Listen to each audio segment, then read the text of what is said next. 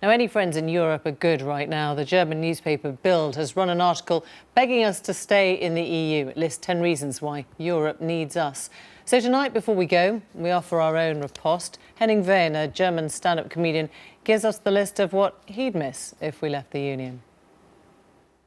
What does Britain do best? Celebrating incompetence and the whole concept of self-deprecation, the idea that you can laugh off failure. It doesn't matter how badly you mess up in your line of work, as long as you can tell the tale of your underachievement in an entertaining fashion, you will be all right. It only goes to prove the great British sense of humour, because that's what Britain is all about, great sense of humour and nostalgia. Before I moved to Britain, I didn't even know how to goose step. And if it wasn't for the BBC, I still wouldn't know how to. And then Dunkirk spirit. That's very British, but probably not a very good example. That was all about Britain getting out of Europe. Then sectarianism. I love sectarianism. But in Scotland, it's brilliant sectarianism because it makes for such great football.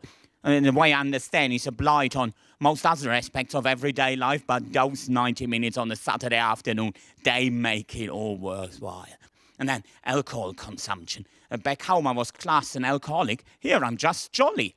Free schools, they're brilliant. Any old nutcase can educate youngsters. And even if they open a school with the best of intention, Ofsted will make them jump through so many hoops that be mentalists by the end no matter what. But it doesn't matter, because what this country is all about is tolerance. Britain, brilliant. Very good to us foreigners, because you tolerate us. Thank you. You don't welcome us, you don't go that far, but you do tolerate us, and that's a great British virtue, isn't it? What's tolerance? There is something you really, really dislike, but you can't be bothered to do anything about it. Back home, we call that lazy cynicism. But anyway, the biggest problem, if Britain leaves the European Union, people in Berlin will have to pay more for their after eights. So please, stay, please.